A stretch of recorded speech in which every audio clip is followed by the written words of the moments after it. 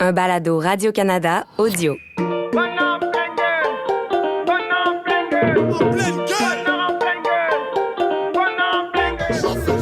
Aujourd'hui, c'est devenu ancré dans leur vie. Là, présentement, on les coach pas, mais je vois que ces jeunes-là, ils s'entraînent encore. Pourquoi? Parce qu'on les aura montré comment faire. Ils sont devenus des athlètes. Des athlètes comme n'importe quel autre athlète. Ça fait mal au cœur, à la tête, à la tragédie intérieure, puis mal à la conception de l'affaire, tu t'es fait. Mais pas proche d'arrêter tout de suite. Ça fait mal. Oui, madame, oui, monsieur. Sorte de sentiments, d'émotions.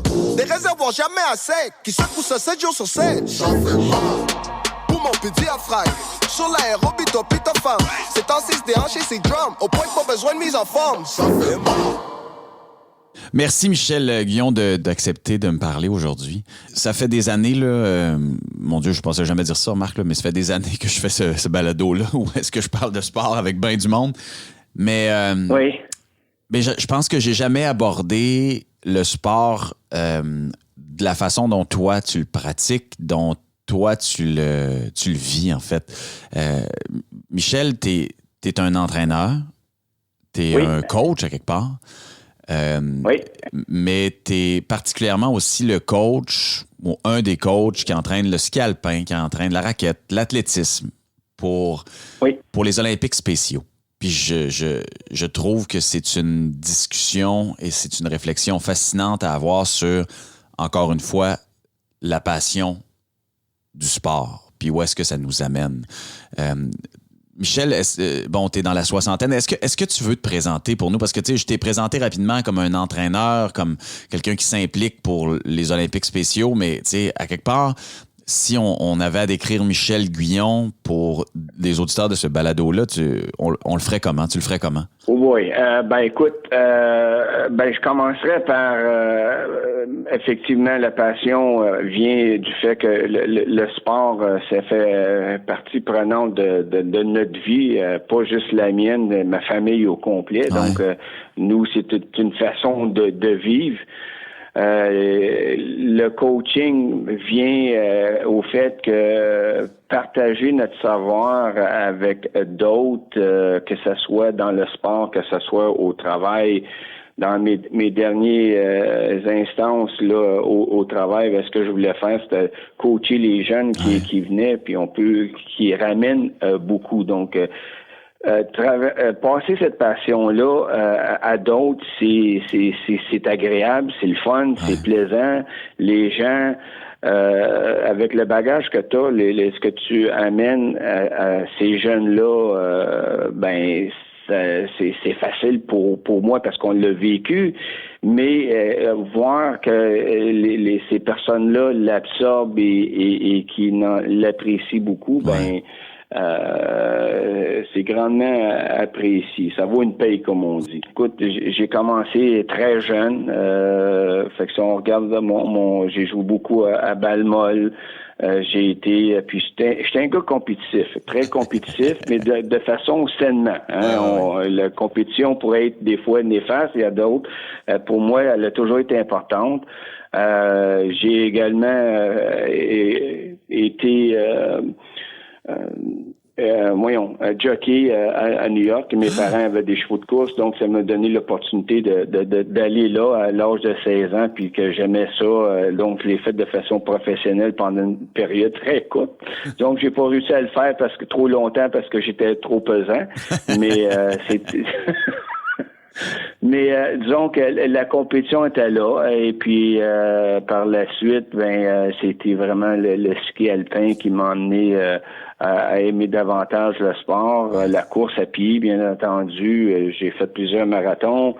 J'ai fait beaucoup de duathlon, le triathlon moins parce que la nage c'est pas ma tasse de thé, mais fait que c'est ça c'est ce parcours-là. On aime beaucoup le camping, la randonnée, on monte le mont Washington avec nos skis, on va descendre le mont, donc on est des personnes, ma famille et moi là, très actifs à ce niveau-là.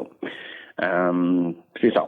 Ben c'est ça quand on regarde le parcours. on se rend compte que c'est ça, le sport, ça définit un peu la vie, ça définit un peu la vie de ta vie, Michel. Je vois aussi que ton épouse aussi est quelqu'un de très sportive, beaucoup de ski. Puis ce parcours-là qui t'amène donc aux Olympiques spéciaux, c'est un parcours qui est très personnel. Oui. Oui, en fait, c'est ma fille qui est déficiente. Donc, nous, on a embarqué dans le programme. Écoute, je coach depuis 2002, mais j'ai coaché quand même ailleurs avant. Et on a inscrit notre fille au programme de Mont-Saint-Bruno la première année. C'était en 2002, et puis il y avait les Jeux provinciaux l'année suivante. Fait qu'on est embarqué là-dedans. Et puis par la suite, j'ai pris... parce que c'est tous des bénévoles, fait que là, il y a eu une place, moi j'ai pris en charge l'équipe du Mont-Saint-Bruno. Donc on est là on a diminué, mais on était une cinquantaine de jeunes là où on coachait le ski alpin, la compétition. Donc si je regarde, on était le plus gros club au Canada d'athlètes de l'Olympiques spéciaux là. Même aujourd'hui, on est un gros club qui fonctionne bien. Mais c'est fou parce que, les Olympiques spéciaux, là, je dis ça, c'est un organisme qui est actif depuis 40 ans au Québec. À peu près, il y a plusieurs clubs à travers le Québec. Là, on parle de ski, mais il y a plein d'autres choses, il y a plein d'autres sports. Je parlais tantôt en ouverture que tu es un coach de ski, de raquette aussi, mais d'athlétisme. D'athlétisme, ouais. Je pense que l'athlétisme, parce que tu parlais de course, je pense que l'athlétisme a quelque chose de spécial dans ton cœur, dans ton intérêt. Tu sais, quand ça fait 20 ans... Effectivement. Excuse-moi, je t'interromps. Non, vas-y. Oui, effectivement. L'athlétisme, écoute, en termes de programme, je veux juste conclure là-dessus. Nous, on en offre 12 sports. Fait que, on en donne plusieurs pour nos athlètes qui vivent avec une déficience intellectuelle. Ouais. Mais effectivement, l'athlétisme a été un gros moteur ou une grosse satisfaction pour moi, puis qu'il l'est encore, parce que ma femme et moi, on compétitionne encore, et puis nous, on voulait monter aussi des athlètes. Écoute, depuis 2002, quand on a commencé, les jeunes ne couraient pas plus que 100, 200 mètres, puis 400. Puis là, écoute, aujourd'hui, j'ai des athlètes qui courent le marathon, puis qui font des demi. Puis aujourd'hui, même si avec la pandémie, les entraînements sont arrêtés. J'ai des jeunes qui s'entraînent encore. C'est devenu c'est ça qu'on voulait éduquer à nos jeunes. C'est devenu une façon de vivre.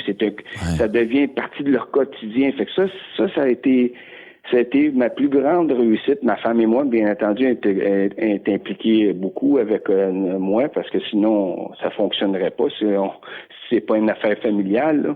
Mais c'est ça qui me rend très satisfait, c'est que on a réussi non seulement à faire de la compétition avec eux autres, à vouloir changer la façon de faire, ils s'entraînent régulièrement. J'ai une fille là justement qui m'a écrit hier, qui se demandait, écoute, j'ai mon horaire qui a changé, qu'est-ce que je fais pour mes entraînements, fait que on prépare un petit plan d'entraînement pour eux autres, mais c'est ça qui est le fun, c'est ça qui est agréable.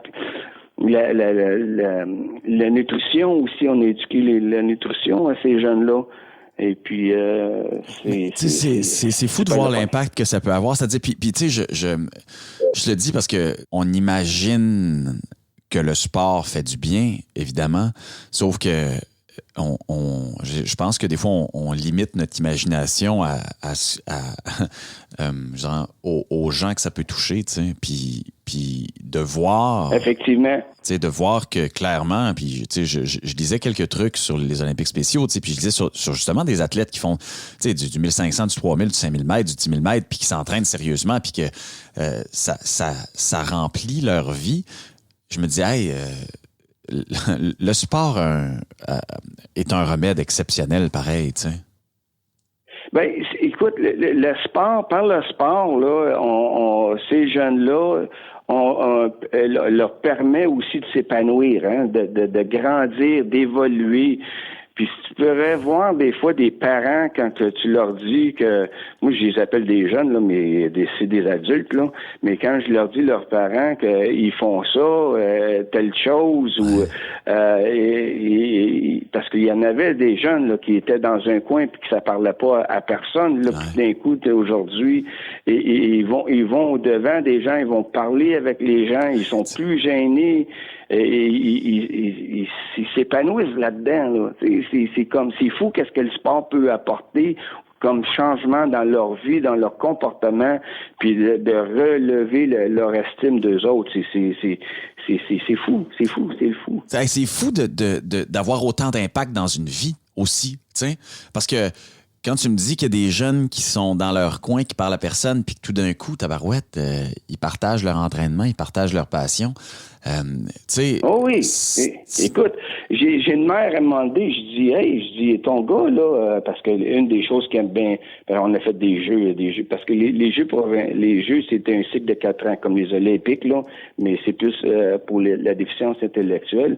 Fait que on a fait plusieurs voyages avec eux autres, puis là, on a appris à les connaître, puis il y a toujours la chose que les jeunes aiment plus, c'est l'ouverture avec la danse. Puis là, que je parle des parents, je dis, hey, ton gars, là, tu sais, il danse. Il dit, pardon, mon gars, il danse. D'habitude, il reste tout le temps dans un coin.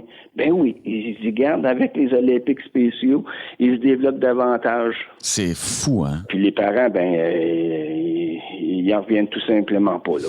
Tu sais, justement, la façon exceptionnelle que ça fonctionne, est-ce que c'est cette technique-là, puis je parle d'une technique, mais est-ce que le sport est reçu par la majorité des enfants et des jeunes avec une déficience intellectuelle? Est-ce que ça fonctionne à peu près tous pour tout le monde de la même manière? Est-ce que ça a un impact aussi important pour tout le monde? Oui, écoute, moi, ça a un impact dépendant à plusieurs niveaux. Hein. Il y en a d'autres que ça a plus d'impact que d'autres parce qu'ils étaient vraiment renfermés puis qui parlaient pas à personne puis tandis qu'il y en a d'autres c'est des extravagants puis que il n'y a pas de problème, mais aussitôt qu'ils embarquent dans le programme, là, ça a un impact tout de suite sur eux autres. Là.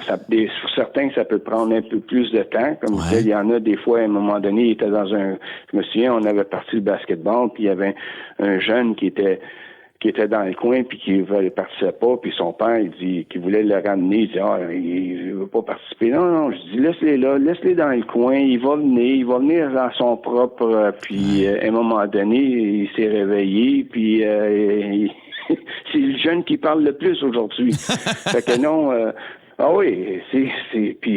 c'est fou qu'est-ce que ça peut apporter le sport, là. Ouais, c'est ça qui est le plus impressionnant, je pense, c'est que cette culture-là, la culture du sport, qui parfois, tu sais, peut avoir l'impression, en tout cas, peut donner l'impression que c'est élitiste. Je dis ça entre guillemets dans le sens où ceux qui ont le temps de pratiquer le sport, ceux qui ont le loisir d'avoir suffisamment de temps pour investir, d'argent pour investir, pour pouvoir pratiquer un sport.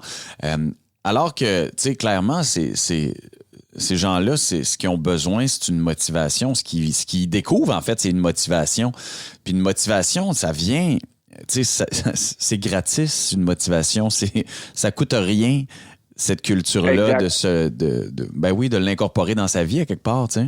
Oui, effectivement, comme je disais tantôt, j'ai encore des athlètes là, malgré qu'avec la pandémie, on peut pas entraîner, on va recommencer là.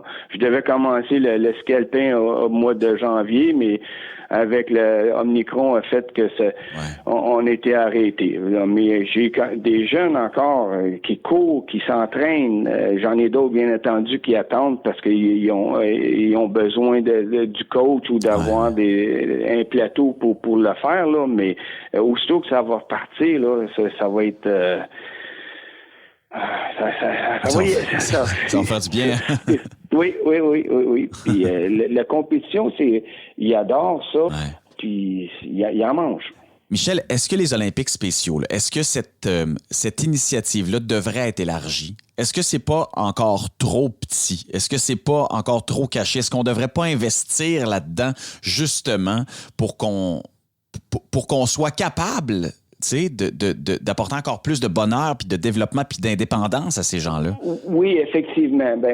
Olympiques spéciaux, la fédération travaille très fort pour être être connu, être sur la place publique, puis aller chercher encore plus de membres. Ils ont même des programmes où ils vont dans les écoles parce qu'on va aller chercher les jeunes. Hein? Il faut commencer parce que là, on a des athlètes qui vieillissent. Moi, c'est plus le côté non scolaire. Là. J'oublie le mot. Là. C'est parascolaire à quelque part. Le volet civil, puis là, il y a un volet scolaire que l'Olympique spéciaux s'implique. Moi, dans l'athlétisme, j'ai été chanceux. J'ai été capable aussi de me greffer avec des clubs au régulier. Donc, j'ai qu'à penser au club d'athlétisme de la Rive-Sud et puis Performax qui est à Montréal, où ce que j'ai amené des athlètes là de plus haut niveau qui s'entraînent maintenant aujourd'hui avec des clubs au régulier. Okay. Puis ça, bien entendu, c'était difficile. Avec les clubs, ça a bien été, mais la Fédération d'athlétisme du Québec, par exemple, pourrait avoir des volets plus accessibles à certains de ces athlètes-là. Puis ça, c'est plus tough. Mais c'est ça, tu sais, parce que c'est plus tough, puis ça me...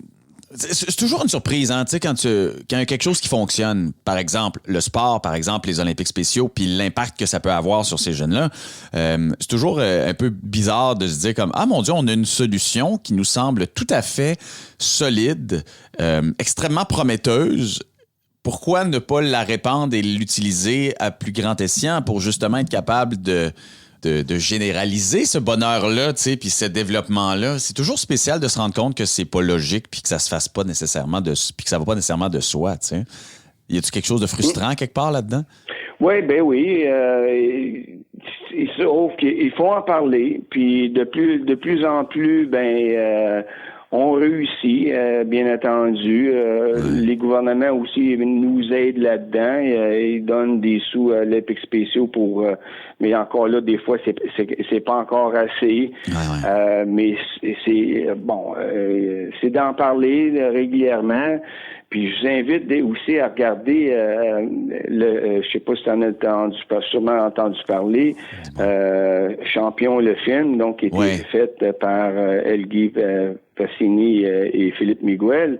Eux autres, ils ont vraiment fait un super bel job. Ils ont travaillé très longtemps, puis ils ont montré le cycle de ces athlètes-là pendant les 4 ans, le cycle de 4 ans, donc les Jeux provinciaux, les Jeux nationaux, les Jeux du monde. Fait qu'ils montrent vraiment cet aspect-là. Puis c'est des films comme ça qui vont faire en sorte que qui vont démontrer comment que le sport peut améliorer la vie de ces jeunes-là. Ouais. C'est ça que ça fait. Puis ça, plus qu'on va en parler, plus qu'on va avoir des portes qui vont s'ouvrir. Puis, tu sais, c'est d'autant plus important que le résultat est probant. Le résultat est là.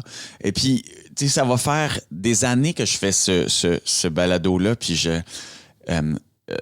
le sport ne fait que du bien, ou presque. L'essentiel de nos discussions là-dedans, c'est ça, c'est le cheminement à travers le sport, c'est le cheminement à travers... puis, tu sais, le sport est de compétition et de pratique personnelle sans objectif autre que d'être bien. Puis, justement, ce documentaire-là qui est sorti il y a 2 ans, qui s'appelle justement Champion, qui est l'histoire, en fait, du réalisateur qui accompagne son frère autiste dans cet objectif-là des Jeux mondiaux, des Olympiques spéciaux. Il s'en va jusqu'à Dubaï. Ces gens-là, puis c'est des vrais sportifs, c'est des grands sportifs qui ont réussi à s'émanciper grâce au sport.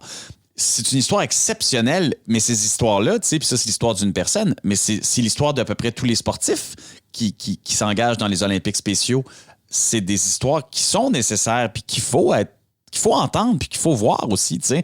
Fait que ce travail-là, tu le fais depuis quoi? Depuis 20 ans? Oui, exactement. J'ai commencé en 2010. Oui. Puis 20 ans, est-ce qu'en 20 ans, tu as l'impression que les choses se sont améliorées? Ben moi, d'un point de vue personnel, ce que j'ai vu des athlètes s'améliorer, puis j'ose croire que ma femme et moi, on a fait une différence là-dedans. Là. Ouais. Mais on a amené des athlètes à des niveaux qui n'avaient pas été vus avant dans le passé. Fait que pour moi, ça, c'est ma satisfaction personnelle. Ouais. C'est vraiment agréable. Puis, je répète encore, c'est que aujourd'hui, c'est devenu ancré dans leur vie. Là, présentement, on les coach pas, mais je vois que ces jeunes-là, ils s'entraînent encore. Pourquoi? Parce qu'on les aura montré comment faire. Ils sont devenus des athlètes. Des athlètes comme n'importe quel autre athlète. C'est ça. C'est ça qui s'est amélioré. Maintenant, il s'agit juste d'en donner plus. À des ouvertures, des compétitions, on n'en a pas assez. Ouais. Fait que ces jeunes-là, on les amène, puis ils n'ont pas beaucoup de sous, bien entendu. Fait que là, les compétitions, à ça, sont rendues assez dispendieuses, ouais. Merci. Fait que, mais non, il y a eu beaucoup d'améliorations, mais encore, bien entendu, beaucoup de place à vraiment les mettre sur la sellette, là, ces athlètes-là. Je pense que le bien-être du sport est quelque chose qu'on connaît et quelque chose d'entendu pour tout le monde, mais justement pour tout le monde. Et pour tout le monde, des fois, on l'oublie, hein, que pour tout le monde, c'est pas juste les travailleurs de 9 à 5, tu sais, c'est des gens qui, justement, comme ceux que tu entraînes, ont des déficiences intellectuelles.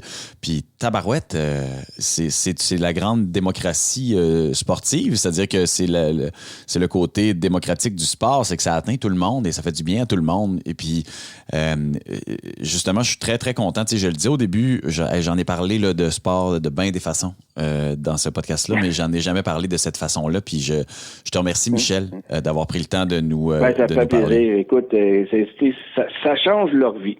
C'est pas compliqué, là. Ça change la vie de tout le monde, le sport. Puis merci de faire le travail de changer leur vie. Fait que, tu sais, je pense que ce travail-là, faut le dire. Puis même si la paye... Même si la paye n'est pas en argent, j'espère qu'elle va être suffisante pour que tu puisses continuer pendant encore des années parce que c'est un travail qui est essentiel. Je te remercie beaucoup, Michel.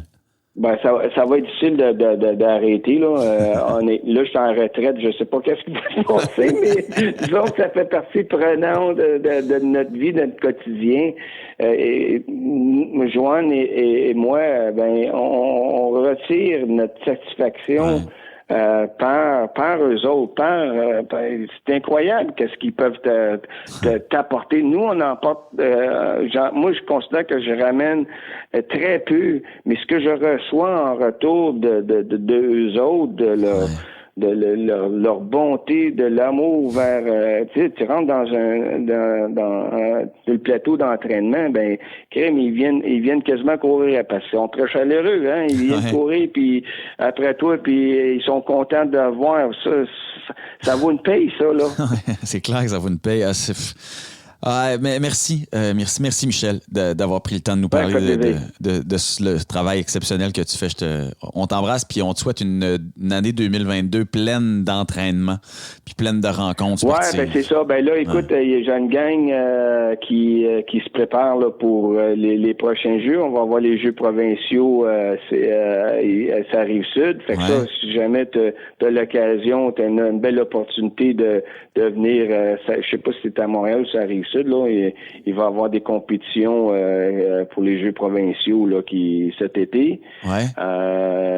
Fait que ça, c'est un autre grand pas là, pour la suite des choses. Là. C'est une très bonne nouvelle. Puis écoute, on va suivre ça, tu peux être sûr. Je te remercie, Michel. All right, ciao. Bye. Merci beaucoup encore. Écoutez les meilleurs balados sur l'application Radio-Canada Audio.